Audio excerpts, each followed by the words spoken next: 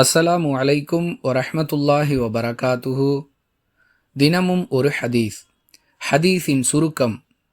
நஜித் என்ற ஊரைச் சேர்ந்த ஒரு மனிதர் ரசூலுல்லாஹி ஸல்லல்லாஹு அலைஹி வஸல்லம் அவர்களை சந்தித்து இஸ்லாத்தை பற்றி கேட்டார். அல்லாஹுவின் தூதர் ஸல்லல்லாஹு அலைஹி வஸல்லம் அவர்கள் கடமையான மற்றும் உபரியான வணக்கங்களை பற்றி அவருக்கு விளக்கி கூறினார்கள். இவற்றை கேட்ட அந்த மனிதர் கடமையான வணக்கங்களை மட்டும் அடையாளப்படுத்தியவராக, அல்லாஹுவின் மீது ஆணையாக இவற்றில் எதையும் நான் கூட்டவும் மாட்டேன், குறைக்கவும் மாட்டேன், அதாவது கடமையான வணக்கங்களை தவிர வேறு எதையும் செய்ய மாட்டேன் என்று அல்லாஹுவின் மீது ஆணையிட்டு கூறியவராக திரும்பிச் சென்றார்.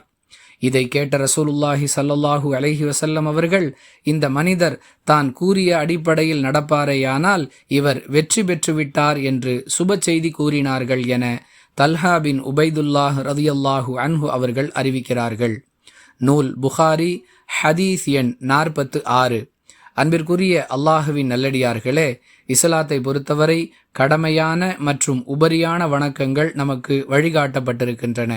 குறைந்தபட்சம் ஒரு மனிதர் கடமையான வணக்கங்களை முறையாக நிறைவேற்றினால் அவர் மறுமையில் வெற்றி பெறுவதற்கு அவையே போதும் என்று அல்லாஹுவின் தூதர் ஸல்லல்லாஹு அலைஹி வஸல்லம் அவர்கள் சொல்லக்கூடிய வழிகாட்டுதல் இந்த ஹதீஸிலிருந்து நமக்கு கிடைக்கிறது. அதற்காக உபரியான வணக்கங்களை செய்வது தவறு என்றோ செய்யக்கூடாது என்றோ புரிந்து கொள்ளக்கூடாது. குறைந்தபட்சம் கடமையான வணக்கங்களையாவது முறையாக நிறைவேற்ற வேண்டும் என்பது இதன் பொருள்.